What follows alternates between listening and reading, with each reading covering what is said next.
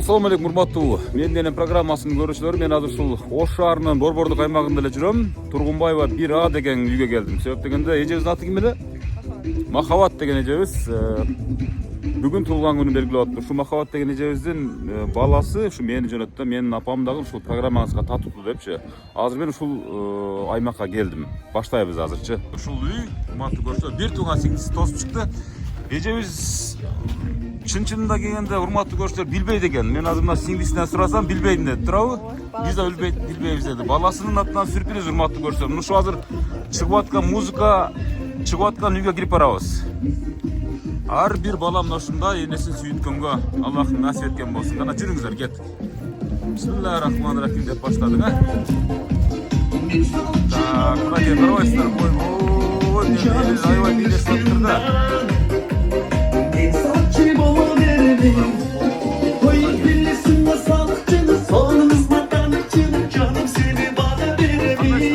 Отурасыздарбы? Атжон Өмүрзак Азимкулов, мен менен программасынын автору. Ушу Кыргызстандын түрөгүдө жүрөм.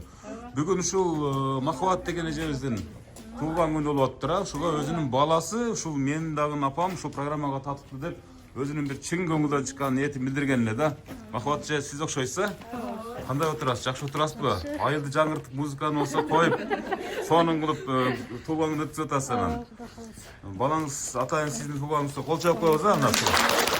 Апам дагы ушул программага татыктуу деп, бул жаштын тилегин берет дейт. Кудай буюрса апам, эми сиз дагы 100гө чыкканча кудай буюрса мындан дагы бетер программаларды уюштуруп, сюрприздер даярдайт деген ойдобуз. Кандай кабылдадыңыздар? Мен келсем аябай мындай бир таң калдыңыздар, чынбы? Элестеттеңизби, элестеттеңизби? Чакырта чыкчы дедим да. Ооба да. Бирөө жарым айтпаптыр да, значит, эч ким сизге унчукпаптыр, үндөптүр, а? Сюрприз бул, урматтуу көрүүчүлөр, мынакей эң жакын адамдары чогултуп мына. Бир туугандар болсоңуздар керек, а? Жакын туугандары, тай эжелери, жана башка, а? Махабат эже, канча балаңыз бар? Ушундай ыймандуу балдар тарбиялапсыз, ушундай ыймандуу балдардан канча? Бир кыз, 3 уулум бар. Бир кыз, 3 уулуңуз бар экен, а? Небере барбы? Жок. Кудай буюрса, мына ушул үйдүн астында той кылып, ушундай небере дагы жарык түнүгө келген учурда ушундай күнү белгилейбиз деп ниет кылып атасыз. Кандай таасирленип атасыз эже, айтсаңыз, мисалы, сизди мисалы канчага чыктыңыз? 43-кө. 43-кө чыкты деп эч ким ойлобойт, а? Мен чындап эле мен бул жакта энелерди издей бериптим өзү, апам күтүп эмесечи. Ооба, мен келип эле баягы энелерди тартып көрүп калгам да, постоянно келип элечи. Ушу энелерди мээлеп калбадымбы келип элечи. Мына урматтуу көрүүчүлөр, менин маңдайымда ушул Махабат деген эжебиз турат, мынакей 43 дедиңиз, а? 43 жашка окшобогон, бир 18-17 мындай элестеткен эжебиз турат. Кандай таасирленип атасыз ушул сюрпризге? Бүгүн өзгөчө күн, туугандарым келип, аябай кубанычтамын. Кана туугандарыңыздын жанына бир арасында туруп сүйлөңчү, бир сизди бир эстелик үчүн алып калалы, кана. Эч ким айтпадыбы сизге? Вообще билбедиңизби? Жок. Балам байтан бери зонок кылам, албайт да. Зонок кылып тегил алдыра албайт. Жүргөн окшойт.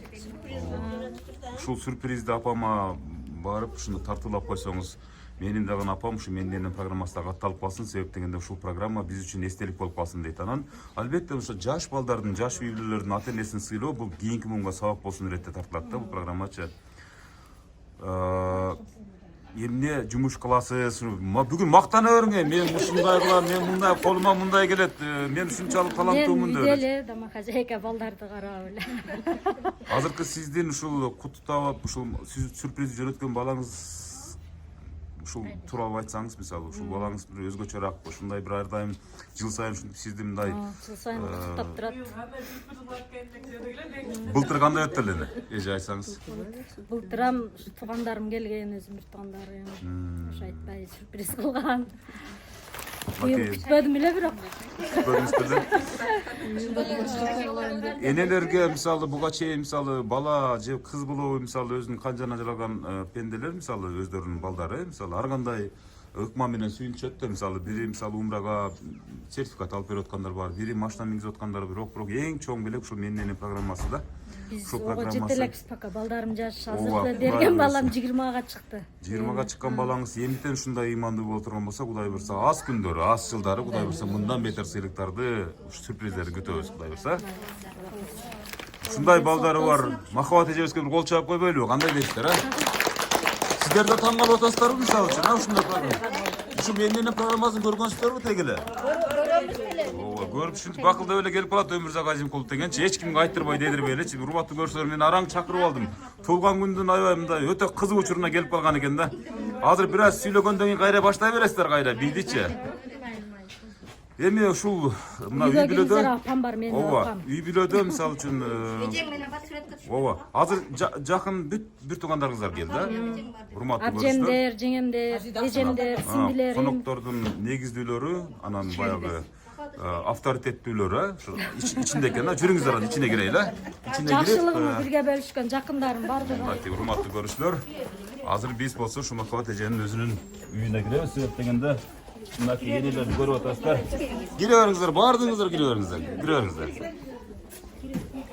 Кирип тартып, жашнакай кылып, сүйлөтүп, жашнакай менин программасындагы кезектеги чыгарылышты сиздерге тартып өтөм. Мынакей. Кандайсыздар, жакшы отурасыздарбы? Аман эсен жүрөсүздөрбү? Мен Өмүрзак Азимкулов деген журналист балаңыздар болом. Ушул энелерди куттайм, жалаң энелерди ырдатам, сүйлөтөм дегендей. Анан эшикте туруп, мына ушул Махабат эжебизди куттап келгем, ушунун өзүнүн кан жанынан жаралган баласы, мына 20 жаштагы баласы. Ушу менин дагы апам ушул программага татыктуу деп мени жөнөттү эле да. Анан сыртта бир аз кобураштык, бирок эң авторитеттүүлөрү мына генералдар үйдө отурат дегенден анан кирип келген кербезим. Кандай отурасыздар? Кимиңиздерден баштайын азыр? Интервьюну. Махабаттын апасы ушу. Махабат эжебиздин апасыбы? Анда мен бул жака өтүп барайын, анда жаным өтүп барып жакшынага туруп интервью алайын. Бир тууган апажеси. Болду, андан кийинки авторитет сиз экенсиздер, а? Болду, азыр сиздин жаныңызга өтүп барайын. Кечирим сурайм, бир аз жарым саат эми сүйлөшөбүз. Эне кандай отурасыз? Жан баштап ысык үйдө уйкуну алып аткан экенсиз да? Отура албайм да балам. Макул эне. Канчага чыктыңыз өзүңүз? 86. 86бы? Ооба. 86 болсоңуз эч бетиңизде буруш жок, эне? Айналайын.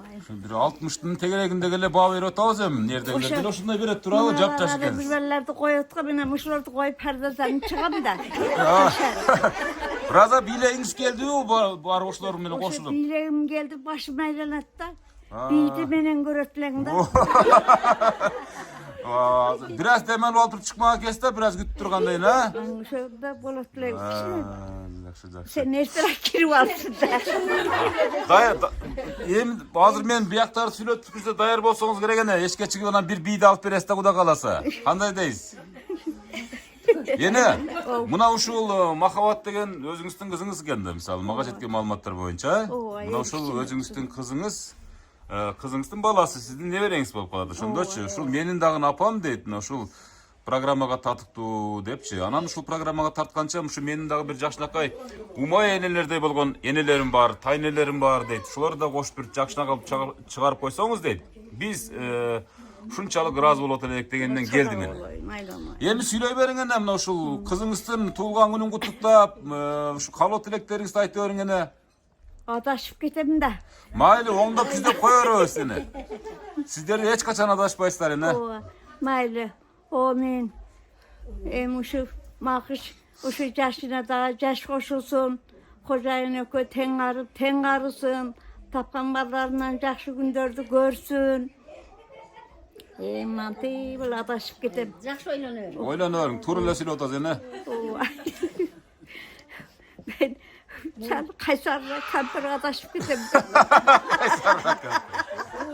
Oğluna hurmat görsün. Ulap keterim. Dağ jakşı niyetler bildiriyorum. Oğluna hurmat görsün. Kızına hizmet görsün. Papaygan bayıkçı olsun. Papaygan çal olsun. Canı kuyavala. Emi öyde olganda, ögüldüğü olganda jöle kuşu uruk tuğanlar vardı. Aman bolsun. Oğuzlarından gülkü getmesin. Kolundan avumat getmesin. Alğanı altın bolsun, qarmağanı kılıç bolsun. Uşulardın katarında men sana da dua vereyim. Daim qayerda olsa uşu bizi oxşağındardı tartıp duasını alıp jüre vergin sen dağı, qarsıldap, oynap gülüp. Öyde olganda ögüldüğünde jölek uruk tuğanların bar aman bolsun, alganın altın bolsun, armağanın kılıç bolsun balam.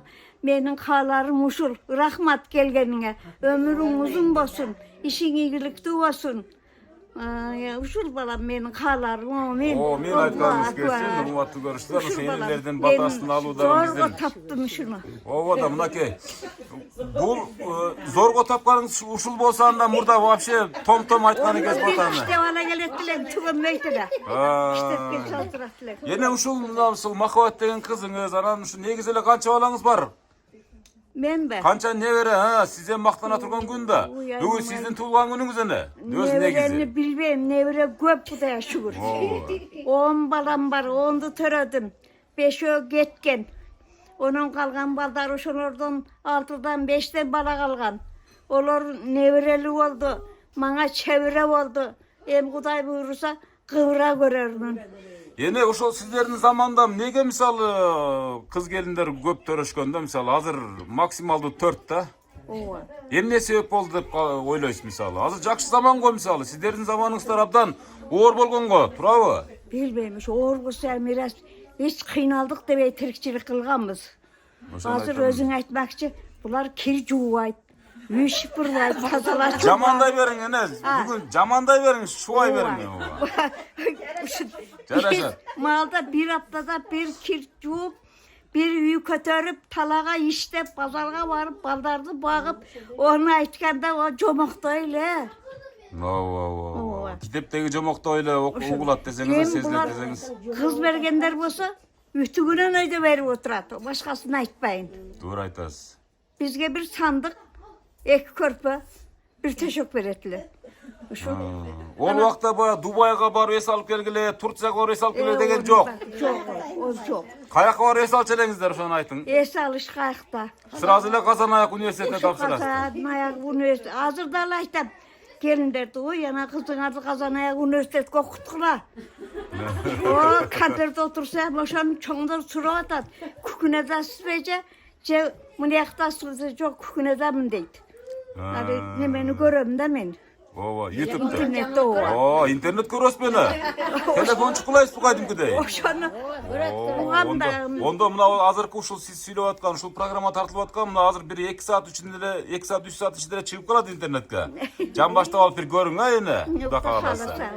Рахмат. Энебизге бир кол чаап коюңуздар мына ушу бүгүнкү ушул армиянын генералы десек болобу энебизди?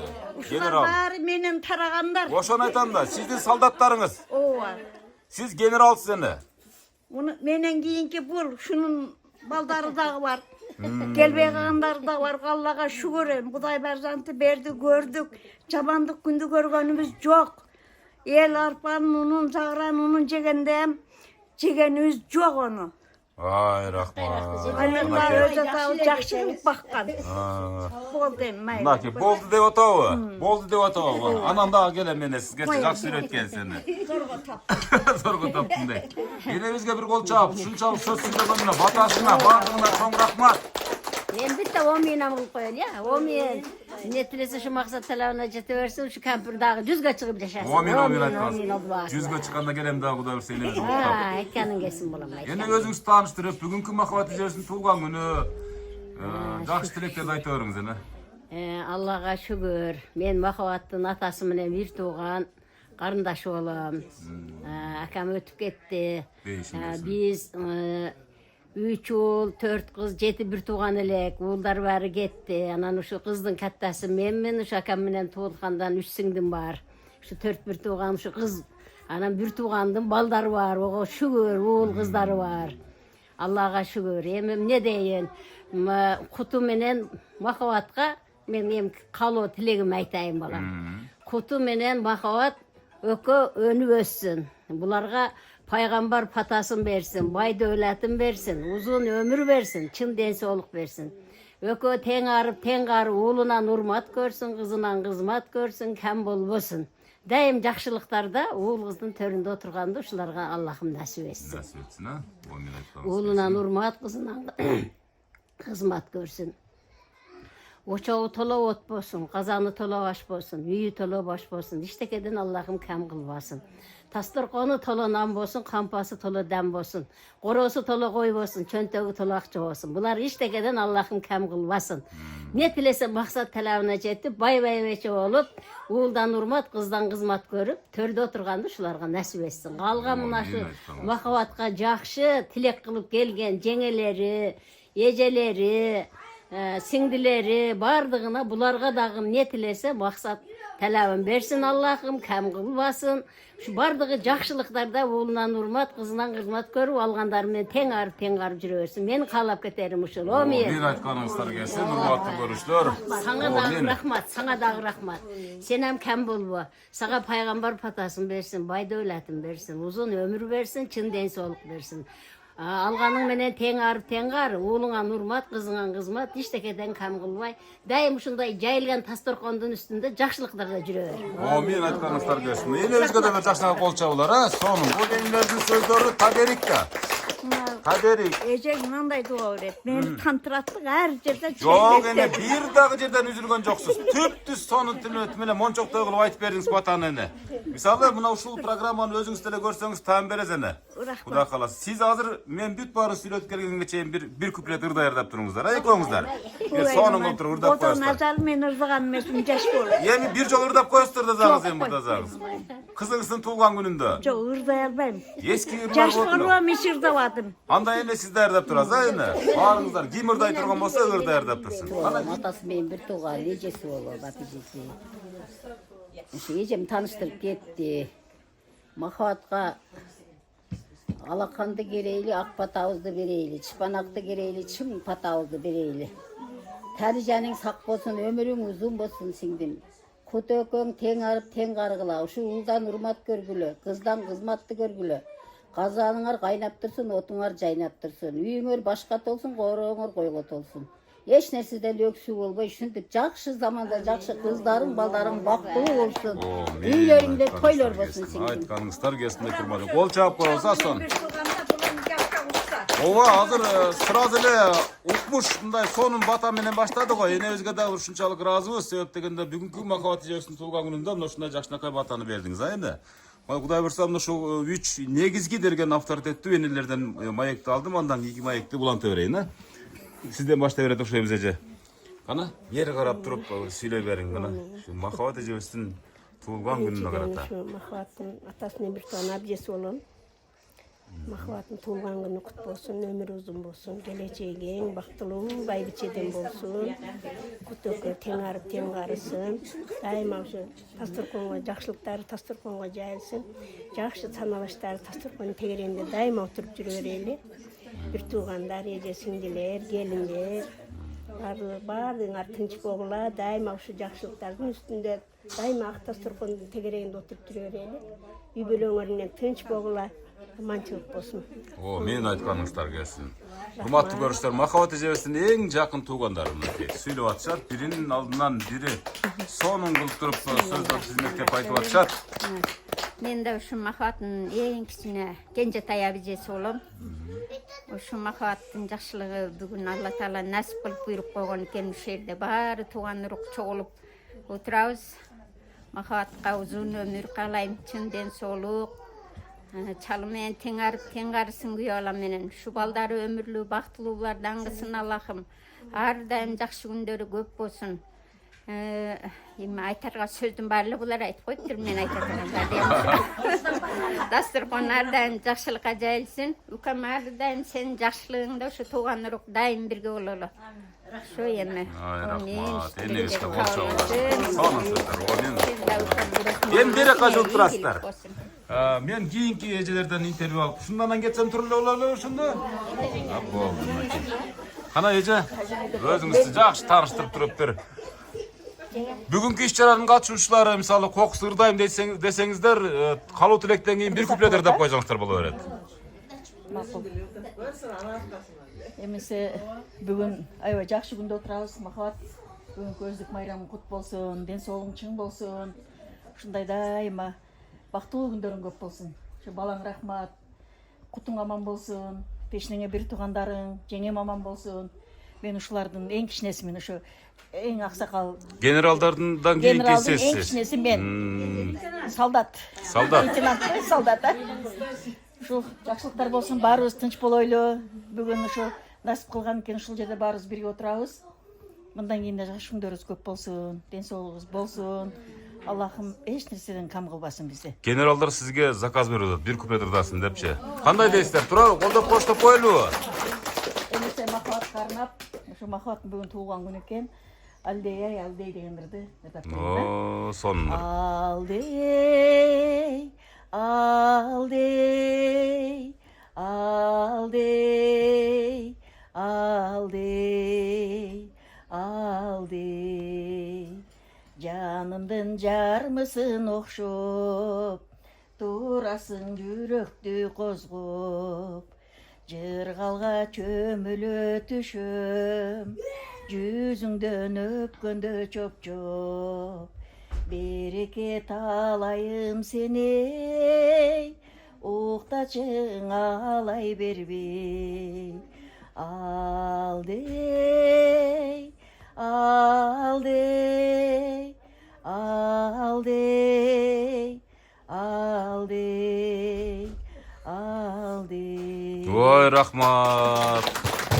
Мулоолорду мисалы мен ушул дээрлик мына өзүңүздөр эле программага же сайтка же болсо ушул ссылка менен каналга кирип карасаңыздар 30 миңден ашык адам тартып атам мисалы Кудай буйрса быйылкы жылы. Ушундай ырды биринчи жолу угушум. Мен алдей деген ыр менен бүтүп калат ойлодум эле биринчи баягы алдей деп баштаган. Араса сөзү бар экен, уникалдуу экен да. Кол чаап коебуз энебизге. Рахмат, рахмат. Кана кийинки эжебизге сөз берели, мен нар жакка өтүп кете берем ошондо. Нар жактан бери карап тартып берем. Урматтуу көрүүчүлөр, эми азыр кыш убагы баардык ушундай жылуу үйгө чогулуп алып, ушундай жакшылыктарды өткөрүп атабыз а эне. Кана өзүңүз тааныштырып баштай бериң.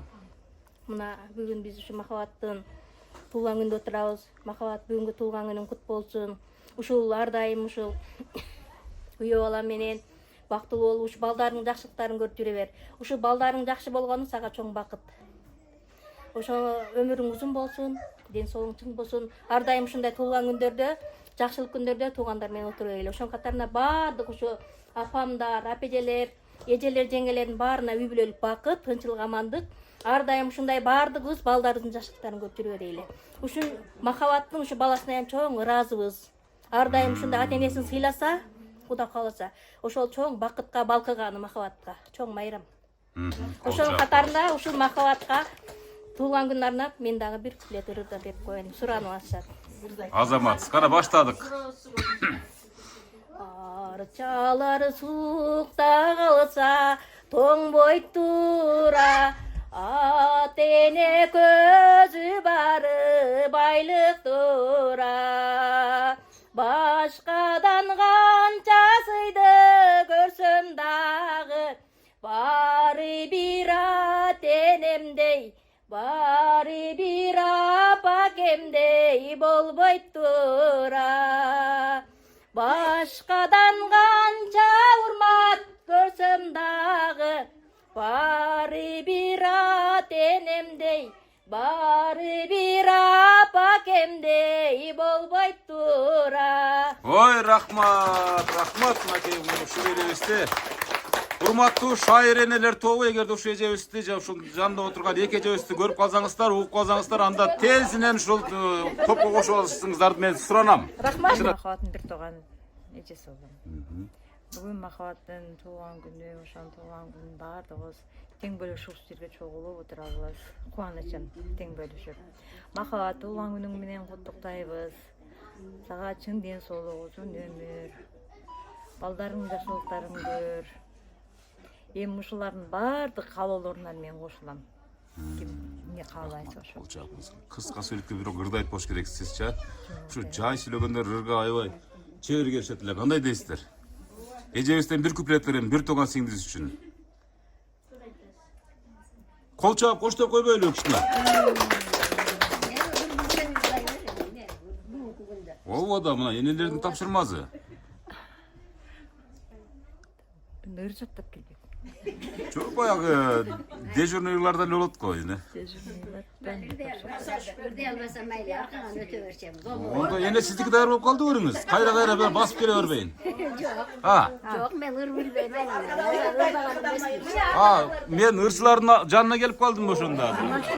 Эми ушу бүгүнкү бизди ушу дастрконго баат туугандыктар чогулуп отурабыз. Махабаттын шылтоосу менен. Махабат туулган күнүң кут болсун, өмүрүң узун болсун, ден соолугуң чың болсун. Дайым ушу ата энең менен, тууган уруктарың менен, жеңелериң менен ушундай жакшылыктардын үстүндө жүрө бер. Аллахым жакшы күндөрдү насип кылсын. Балдарың сый урматын көр, кыздардын кызматын көр. Балаңа Алла разы болсун. Ушундай сюрприз кылып, ушу баланы жөнөткөнүнө чоң рахмат, Алла разы болсун. Сага дагы рахмат. Сюрприздерди ушинтип жеткирип жүрө бер. Тууган уруктар аман болойлу. Алланын жакшылыктары насип кылсын бардыгыбызга. О, мен деп туруп аркасынан бир куплет келтирип коесуз эми. Азыр айтып да бардык ырчылардын катарына келип калдыңыз депчи. Өзүбүздү алганча келбейт. Oğlumdun ılıylasa, götür det meni kıynasa. Götürsem delemeylici, gelinim beni sıylasa. Götürsem delemeylici, ay gelinim beni sıylasa. Kızımdın kızıylasa, götürdük beni kıynasa. Kıynalsam delemeylici, kız köyü beni sıylasa. Kıynalsam delemeylici, ay kız köyü beni sıylasa. Oy rahmat, ay salmaktуу жана абдан бир мындай бир сонун ырдырдап берди.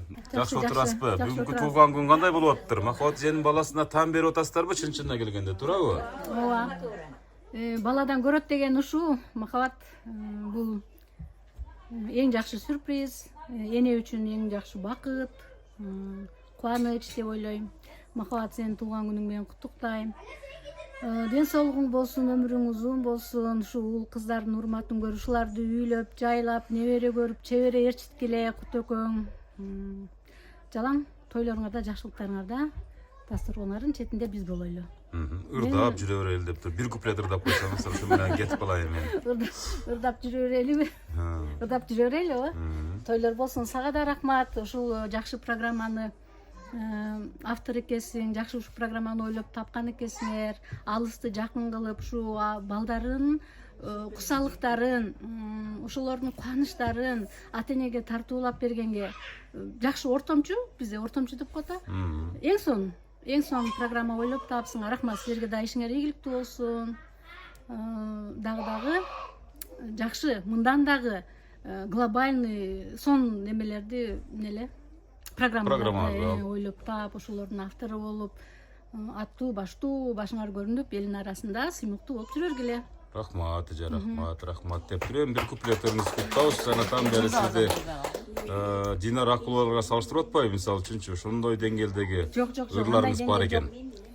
Мына Динар Акулова да бар. Динар Акулова ырдап койду.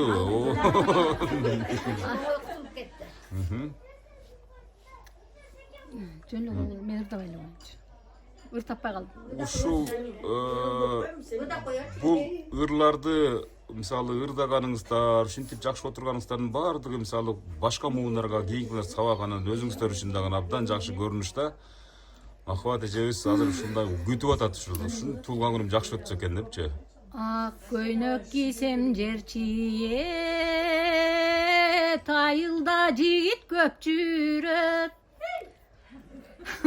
Акылга туура келбесең аялардын барын ким сүйөт.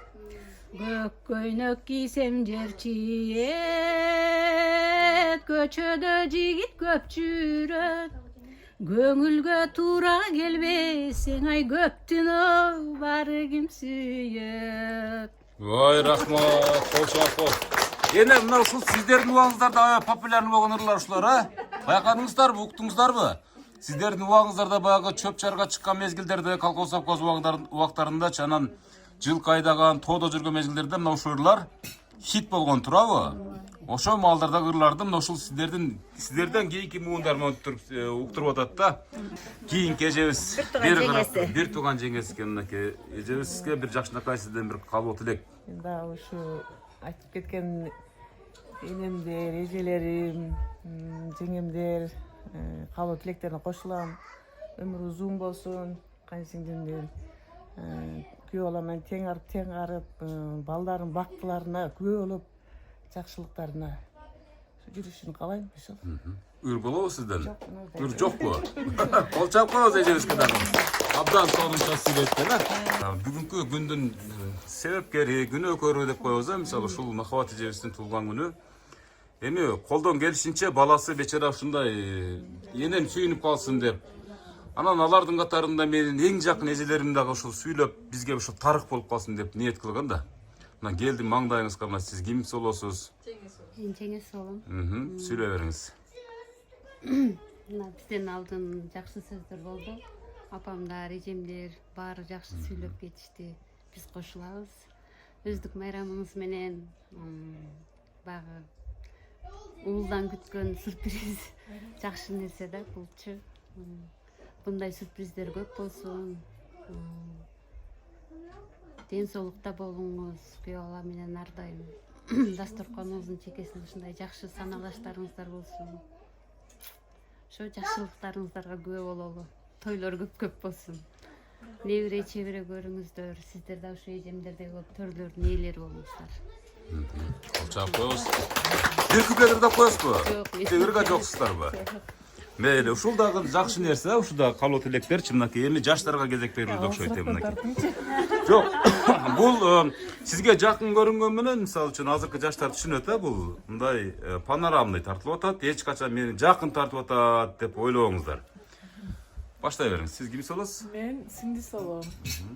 Ошо мына бүгүнкү Махабат эжемдин туулган күн шылтоолоп, баардык тууган уруктарын айтып көрүшүп отурабыз. Баардык тууган уруктар тынч болойлу, ушинтип ак дасторкон алдында жалаң жакшы күндөрдө жолугушуп жүрө берели. Урматтуу менин энелерим, эжелерим, чоң апаларым, жеңелерим, баардык тууган уруктар. Бүгүнкү Махабат эже өздүк майрамыңыз менен куттуктайбыз.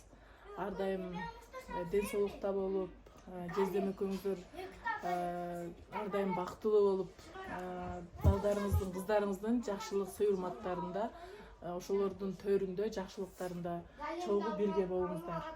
Тууган уруктар дайым тынч болуп, жакшы күндөрдө жолугушуп жүрө берели. О, мен айтканыңыздар келди, мынакей. Жаштар ырдайбырдабайбы? Мейли, хорошо. Андан кийинки кезекке сөз берейин, а? Сиз Мен сиңдиси болом. Махабат жеңем баардык айткан жакшы калуу тилектерге кошулабыз. Ден соолукта болсун, өмүр узун болсун, мындай туулган күндүн көп өтсүн. Улдан урмат, кызынан кызмат көрүп, жакшы күндөрүн көрүп жүрө берсин. Жездем экөө бактылуу болуп. Эң негизгиси ден соолук, анан бакыт, а? Ушул экөө болсо, калганы бир тааныш өз алды менен боло турган нерсе. Кана, тезирээк келип отсаңыз, өзүңүздү тааныштырып. Мен да сиңдиси болом. Бир тууган. Бир тууган деп кое бериш керек, мисалы. Эң жакын адамсыз. Баарын айткан сөздөрүнө кошулам. Сизге да рахмат. Жаштар эми баарын айткан сөзүнө кошулам деп бербейм да. Современный бир калуу тилектерди айтыңыз. Жездем акчам экөө бактылуу болсун, ушинтип балдарын сыйын көрүп жүрө берсин. Деп постоянно ушундай сюрприз кылып, кийин дагы ушинтип сюрприздер кылып жүрө берсин. Жездем экөөнүн кармашкан колу үзүлбөй, небере чөйрөлүү, бактылуу болсун. Азамат, урматтуу көрүүчүлөр, мынакей. Ушул жерде бир эжебиз калды, ушуга өтүп барайын. Анан Махабат эжеге сөз беребиз. Кана өзүңүздү тааныштырып. Сиңдиси болом. Ошо эжем туулган менен куттуктаймын. Бактылуу болсун, үй бүлөлүк бакыт каалайм. Уул кыздарынын урмат сыйын көрүп жүрө берсин, да? Чөйрөлүү болсун. Жалаң бул үйлөрдө тойлор болсун, а? Кол чаап коебуз, жакшылыкка. Келиңем Махабат эже, бул жерде тургучу мынакей сиздин кайчакта? Эжебизди сүйлөтпөдүмбү мен? Мен эжебизди жана сүйлөткөн окшойт деп эле өтүп кеттим. Өзүңүз таштырып. Мен Махабаттын эжеси болом. Почти деп коеюн десем. Жакын экенсиз өтө. Эме Махабат бүгүнкү өздүк майрамың кут болсун. Ушул баардык туугандыктардын жогорудагы каалоо тилектери кабыл болсун. Балдары дайыма Махабатка сюрприздерди уюштуруп жүрө берсин. Ушул Махабат куту экөө балдардын бактысын көрүп, бактысына балкып, узак өмүр сүрүшүн каалайм. Ден соолуктарын берсин. Сага да иштериңе ийгилик. Дайыма элдердин жакшылыктарын гана чагылдырып жүрө бер. Рахмат, рахмат. Айтканыңыздар келсин, Махабат сенин балдары, кичинекейлер дагы бир каалоо тилек айтып отургандар барбы экен? Ол өзү силерге берген балам жок. Ошону айтам да, балаңыздын аты ким эле? Бек болсун. Бек болсун деген балаңыздын атына заты жарашкан, мына ушул урматтуу Бек болсун мырза, биз сиздин үйүңүзгө келдик, бирок сиздин өзүңүз жоктугуна байланыштуу сизге бүт ушу энелердин батасы берилди. Өзгөчө өзүңүздүн мындай бул дүйнөдөгү бейишиңиз деп коеюн, мына ушу алдымда турат мына Махабат эжебиз, Махабат эже. Мына ушул балаңызга да бир жакшынакай каалоо тилектерди айтып, мисалы өзүңүз мына сиз үчүн мына баталар жаады да, мисалы үчүнчү. Төрдө отурган генералдардын батасын уктуңуз, мисалы жакындарыңыз керек болсо ырдап берди, башка кылып берди. Кыска сиз үчүн даяр да. Бул эле күн эмес өзү негизичи. Бардык жашоодо даяр адамдар. Сиздин бир өзүңүзгө бир ушунчалык баягы эсте кала турган учур ушул деп элестетесизби? Же башка учурларда да башкача бир сюрприздер болду эле? Быйылкы жылдын эсе ушул болду да. 2025-тин сюрпризинин алды ушул болду деп койсоңуз болобу? Кол чаап коюңуздар, мынакей. Урматтуу көрүүчүлөр, ушу Бек болсун деген баласы ушу бизге атайын бизди чакырып, ушул өзүнүн энесинин, апасынын туулган күнүнүн урматына чогулган элдерди кошо, өздөрүнүн эң жакын тайыны энелерин бардыгын чогултуп тартып аткан ошол балага дагы бир кол чаап коелу, ушул бардык каалоо тилектерди берген. Бек болсундун дагы балдарынан кайтат Кудай буюрса, кайтар дүйнө бул бумеранг жашоо дейт да. Эми аягында бир өзүңүздүн бир каалоо тилегиңиз сизге эркин сөз мындай айткандачы. Кандай болду негизи мисалы сизге? Жактыбы, жакпадыбы? Ушуну айтыңчы бир. Сизден болду. Конечно, сюрприз баарына жакса керек. Ушу баламдан ден соолуктуу болсун, пешенеси ачык болсун, келечеги кең, ушу не ой максат тилек кылса тилегине жетсин. Ушу Бек болсун. Дайыма ушундай сюрприздерди кылып турат, Бек болсун. Ошо не дейсиз? Ден соолуктуу болсун, главный, анан бактылуу болсун, пешенеси ачылсын. Кудай буюрса бир жакшы арзуулуктуу келиндерди алайын, Кудай кааласа. Ыймандуу келиндер да Кудай буюрса алып. Анан ушул үйлөрдө Кудай буюрса өзүңүздөрдүн ордоңуздарда тойлор болсун, урматтуу көрүүчүлөр, кол чаап коюңуздар. Мынакей жакшынакай. Эгерде сиздин да ушундай апаңыз болсо, ушундай жаркыраган энеңиз болсо, же болбосо тайнеңиз болсо, же атаңыз болсо, биз ар дайым өлкөнүн 7 дубанына барып куттаганга даярбыз. Ат жөнүм Өмүрзак Азимкулов. Ушул программа келип, ушинтип бакылдап сүйлөгөн ушул көрүнүштөр сиздерге мындай жакшы эле жактыбы, мисалы ушул сюрприз? Болду, эми азыр өтүп барам, азыр мынакей сиздердин жаныңыздарга өтүп бара турган программа менен коштошом, Кудай буюрсачы. Анда Махабат эже, уруксат берсеңиз, ушу генералдардын батасын алып программаны жыйынтайлы, кандай дейсиз? Мына үйдө меймандар бар. Меймандар барбы? Анда ошо меймандарга барып келейин, бир жолу кичине чай ішип отуруп туруңуздар. Махабат эжебиздин чай ичип анан кийин кетебиз. Мынакей экинчи бөлмөсүндө да коноктор бар экен. Кандайсыздар? Жакшы отурасыздарбы? Аман эсен отурасыздарбы? Бул эми жаман кийимиңиздерди жакшы кылып көрсөтөм. Чынын айтканда. Ызырат болгон сүйлөй бериңиздер. Биз ойлочок нерседен келдик. Бул сюрприз, ушул жана Бек болсун деген баласынын атынан уюштурулган сюрприз Махабат эженин туулган күнүнө каратачы. Кимден баштайын интервьюну? Сиздерден баштайт ошойбу? Мына чоң жеңем менен алсын. Онда ушул жактан. Ага, кичине өтүп кетейинби? Ооба. Бери карап туруп, эже. Кайма сиздин жолуңуз. Жакшы бир каалоо тилектериңизди айта берсеңиз болот. Ушул бүгүн биз Махабаттын туулган күнүнө келдик. Менин бир тууган агасым болот. Махабат ушул бүгүнкү туулган күнү менен куттуктайбыз. Ден соолугу чың болсун, өмүрү узун болсун. Анан ушул тапкан улуу кыздардын жакшылыктарын көрсүн. Кайным экөө жакшылыктарда ушинтип дайым катнашып жүрө берели. Ошол ден соолугу чың болсун. Эң башкысы эми ден соолук болсо баардыгы болот дегенде. Ошол Анан колуңузда бир эме бар окшойт, ушу белек печек бар окшойт. Ана кол чаап коебуз, мына Махабат эжебизге болгон жакшынакай болот. Суйурматтын белгиси бул белек. Жакшынакай болгон ак жолук, анан кийин колунда болсо, мен өтүп алайынчы шакегин тартып коеюн. Кимдердин атынан бул шакек? Бир тууган алсындар. Бир тууган абысындардын атынан. Колуңуздан эч качан түшпөй, жакшылыктарга тагым жүрүңүз. Кол чаап коесуңар жакшынакай болуп. Суйурматты билдирип аткан эң жакындарынын бири. Тууган күнүң менен кут болсун да. Туулган күнүңүз кут болсун дейт мынакей. Туугандар көп. Сонун. Учурашып аткандар жөнүнө учурашпай эле туруп туруңуздар. Азыр кичине бир маек бере кетесиздер. Ана келиңиз эже. Өзүңүздү тааныштырып, кимиз болосуз? Бир жакшы бир калуу тилек айтып койсоңуз. Биз Махабаттын досторунан болобуз. Капысынан эле келип калдык эми. Өзү сурайбыз. Махабат не дейм эми? Биринчи байлык ден соолук дейт. Ушул ден соолугуң чың болсун. Ошон үчүн бүгүнкү өздүк майрамың кут болсун дейм. Ушул Аяш экөөңөр тең арып тең карыгыла. Ушул балдарыңардын бапесте өстүрүп аткан балдарыңардын жакшы күндөрүн көргүлө. Аллахым силерге чексиз узун өмүрлөрдү берсин. Дасторконуңар дайыма ушундай жакшылыктарга жайылсын. Ушул дасторконуңардын чекесинде отурган мына ушундай саналаш досторуңар, тууган уруктарыңар дайыма ушул силердин жакшылыктарыңарды бөлүшкөнгө келип отурайлы. Не дейм, дагы бир ирет туулган күнүң менен ден соолук болсун, эң негизгиси. Кол чаап коесуз мынакей жакшынакай сөзүргө. Ден соолук болсо анан кийин ыр да болот дегенде, бий да болот дегенде, Аз болсо дагы. Капысынан келип калдым эле дейт, бул сюрпризге дейт, Кудай буйрса кийинки кезекте башкача келем деп сөз берди. Ана азыркы келген эжелерден бирөө жарым сүйлөп койбойбу? Мына кошуна дейт, мынакей. Алыскы туугандан жакын кошуна дейт ага. Эми өзүңүз аке бир жакшы бир калуу тилек айтып койсоңуз.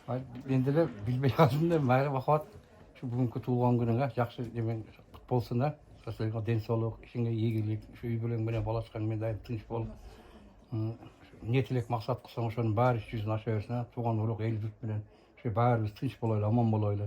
Ушундай актастарга ушундай болуп, жакшы кошуна эмес тууган болуп жүрө берели. Ушу дүйнөдө баары жакшылыктар болсун да. Дайым тынч болобуз да. Рахмат. Азыр аккордеон даярдап туруңуз анда. Аккордеон деген бар экен бул жерде. Ага чейин келиңиз. Сизден бир жакшынакай куттуктоо болсун. Келиңиз. Сүйлөдү баардыгы, сиздер калдыңыздар гана. Баары бир кармалып калдыңыз эми сүйлөбөсөңүз болбойт. Аякка качсаңыз, биякка качсаңыз эле тартып атам мына кийин. Ана келиңиз. Эмне демекчимин, ушу абысыныбыз болот. Бир туугандай эжедей болуп, эже сиңди болуп эле жүрө берели. Теңеме ден соолук каалайбыз. Үй бүлөсү менен, акам менен тең алышып, тең карышып жүрө берсин. Балпайган байбиче болушсун. Балдарынын урматын, сыйырматын көрүп жүрө берсин. Ошо куттуктайбыз бүгүн өздүк майрамы менен. Ай, рахмат. Мынакей ушундай кол чаап коесуң ого эжебиздин сөзүн, а? Кана, эже, сизден да бир эки өз сөз. Ал жак азыр сүйлөбөдүңүз а, сизге барам азыр. Сиз ага чейин кена. Бир эки өз. Туулган күнүңүз менен ден соолукта болуңуз, акам менен бирге болуңуз, балдарыңыздын, кыздарыңыздын сый-урматын чогуу көрүңүздөр, акам экөөңөр ар дайым дасторкон жакшылыктар болсун үйүңүздө. Туулган күнүңүз кут болсун. Куттуктайбыз. Ай, рахмат. Рахмат, эми мына бир эжебиз калды. Сиз жаман Бул сиз сүйлөсөңүз дагычы баары ооба да, эки өз сөз куттуктоо эле болду. Ооба, куттуктоо эле. Сүйлөсөңүз бул командага кошпой коебуз деп атат. нарыгыраак арыгыраак кылтат. Майли, мындайраак тата мынакей, сүйлөй бериңиз. Махабат, туулган күнүң кут болсун, өмүрүң узун болсун, дүйнөдөгү баардык жакшылыктарды каалайм. Кызыңын, уулдарыңдын урматын көрүп, чалың экөөң чогуу бактылуу каарлыкка жеткиле. Ооба, мынакей, рахмат. Бар экенсиз го, сүйлөткенсиз, анан арык кылып тартып коюм, эже кызаштырбаңыз.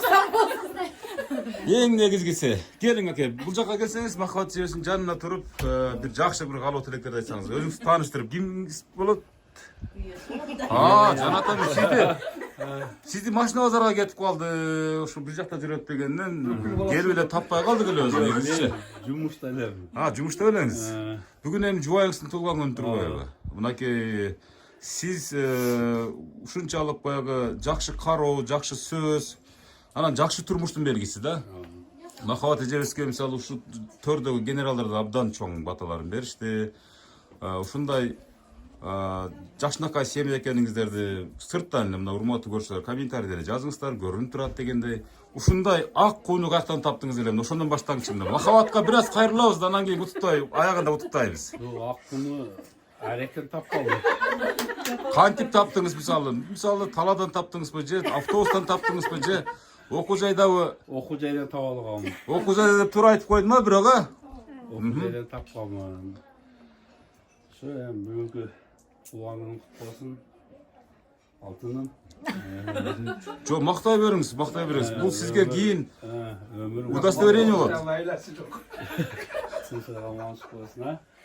Ошо делем, ден соолук. Сага Кудай өмүрүңдү көрөк берсин. Тынчтык болсун. Ушулардын апасы. Менин мамам деп. Аны кошпой туруң азыр. Өзү аны айтпаса деле белгилүү өзү негизичи. Туурабы? Мисалы үчүн үйгө келгенде эгерде Махабат эжебиз өзүңүздүн өмүрлүк жубайыңыз жок болуп калса, мисалы, кандай абал болуп калат сиздечи? Онда кыйынчылык болуп калат. Дегеним, кызганасызбы, кызганбайсызбы дагы эле? Жок, кызганбайсызбы? Вообщем кызганбайсыз. Бир жактарга кетип калса. Жок, жаштыкта кызганганмын. Азыр ал депрессиядан чыкканмын деп койду. Жок, ушундай бир депрессия болот экен өзү эркекте, туурабы? Мисалы 40-тын тегерегинде мисалы сөз ушундай депрессияга чалдыгат.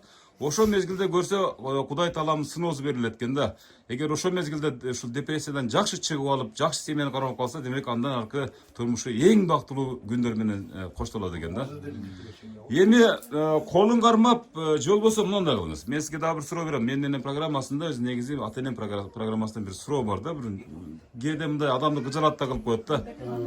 Качан акыркы жолу гүл алып бердиңиз эле? Эсимде жок десең. Жок, чын айтайын, эсте жок. Экинчи суроом. Качан мен сени сүйөм деп айттыңыз эле акыркы жолу? Бир аз тынчыраак турабыз а? Акыркы жолу мен сени сүйөм Махабат деп айттыңыз эле.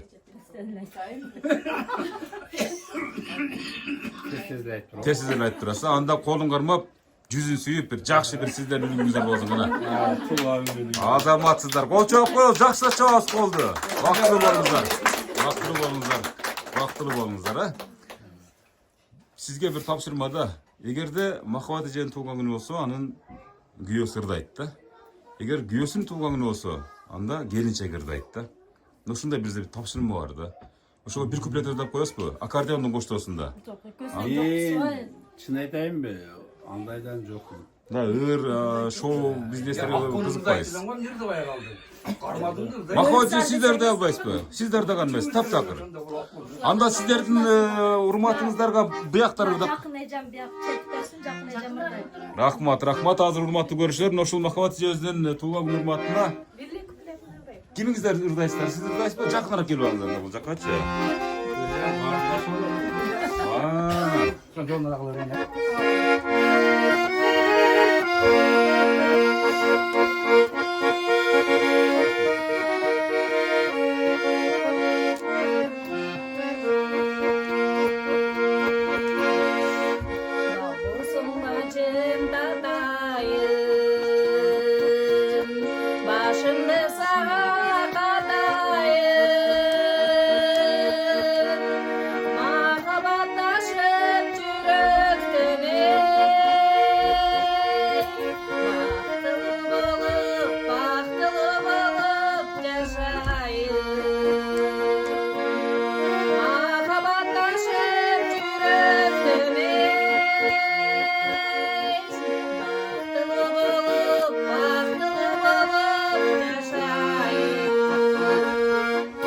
Ой, азаматсыздар, Маке. Маке сиздин өтө чоң белек болду. Чынын айтканда, мисалы сиз кокусунан келип калдым деп атпайсызбы, бирок белегиңиз укмуш болду. Кана ким ырдайт да мына? Эми. Ушунча. Ооба, аккордеон кармап калдыңыз аба эми сизге бир ушунчалык эметкенде суранышта. Вайлы Махабат. Токон бактылуу болгула, дагы бир жолу туулган болсун да онда. Мен бирлерин бар, ошондо да берейин. Ben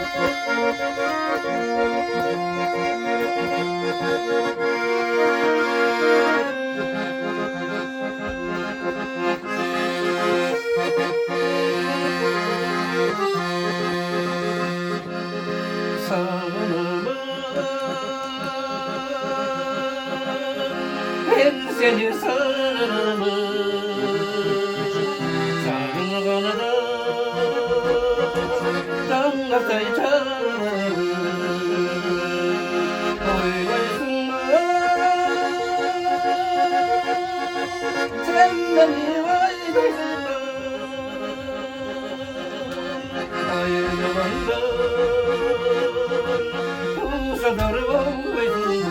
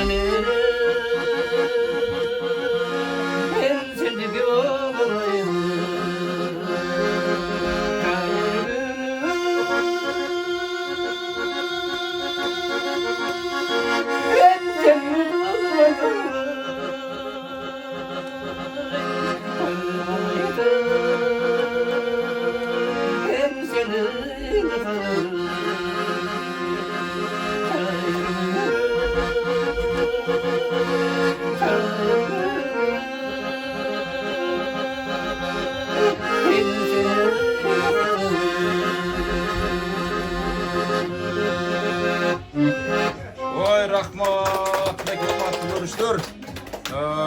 Bagabыздын ыры чынына келгенде мисалы азыр ушул менин программасында абдан хит болгон турат мынакей. Бул жерде отурган эң жакындарынын арасынан мисалы сонун дилектерди, сонун ырларды, сонун сөздөрдү айткандар болушту. Эми жүрүңүздөр, эми генералдарга барайлы. Жакшы отуруңуздар, туулган күндүн урматталган иш-чарага.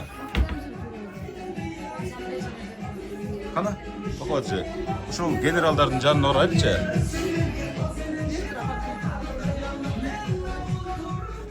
Ene, ушундай өтө бериңиz. Урматтуу көрүүчүлөр, биз мынакей аз могу жерде отурган энелердин баары тансага чыгып кетишти.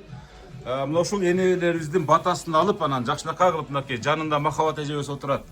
Махабат эжебиздин коштоосунда мына ушул эне, ушул кызыңызга, ушул кызыңыздын балдарына, келиндерине, күйөө балдарыңызга баардыгын арнап бир жакшы бир бата берсеңиздер программаны жыйынтыктайлы.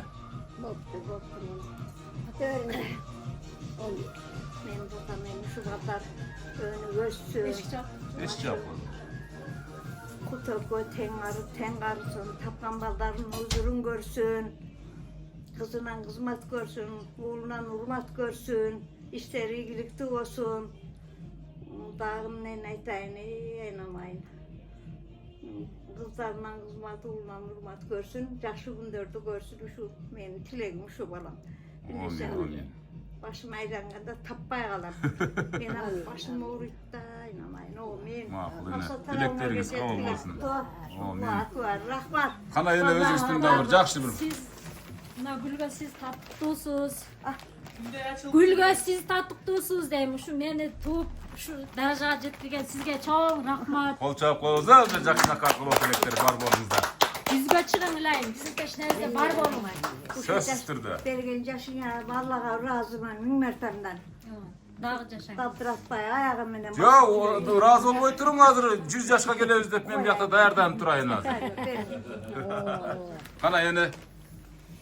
O men bularga kalo tilek, emi baraka payız versin, ketpes dövlet versin bularga, keng peyil versin, uzun ömür versin, çın densoluk versin. Oğlunan hurmat görsün, kızınan kızmat görsün. Kutu menen Mахабат teң arıp, şu oğlunun, kızının töründe oturgan nevrelerdi jetilip, töründe oturganda Allah'ım şularga nasip etsin. Kem bolbosun. Ne tilese tileklerine jetip, kavul gelinler gelsin, kavul kuyuvallar gelsin. Şular daim sığ hurmatında toydala jüre versin. Amin. Amin. Урматтуу көрүүчүлөр, биз дээрлик жарым саат бою Махабат эженин туулган күнүнө арналган иш-чарага сиздерди ортоктош кылдык. Махабат эженин жанында отурган эки бир керемет энелер. Бул Махабат эженин мындай ишенген тоосу, жашоосунун керемети десек болот. Мисалы, ар бир эне ушул экөөңүздарга тиешелүү жаштардын да тилегин берет Кудайым дегендей да. Баскан изиңиздерге гүл чыксын. Кудайым эч качан оорубаңыздар. Мына ушул 100 жылдык мааракеңиздерге келип ушинтип бакылдап, ушинтип сыртта музыка болуп, ичинде болсо ушундай энелердин батасы берилип, жайылда сторкон жайылган бир күнгө Кудайым насип эткен болсун да, ушул Кудайым жеткирсин ошо күндөргө. Ал үчүн сиздер болуш керексиздер сөзсүз түрдө. Себеп дегенде сиздерсиз бул тойлордун көркү жок болот. Туурабы махабат эже? Ошон үчүн бар болуңуздар, туулган күн урматталган иш жараган бардыгын жакшынакай бир жакшы мотивация менен, жакшы бир көрүнүш менен улап, анан жыйынтыңыздарга мен тилектешмин.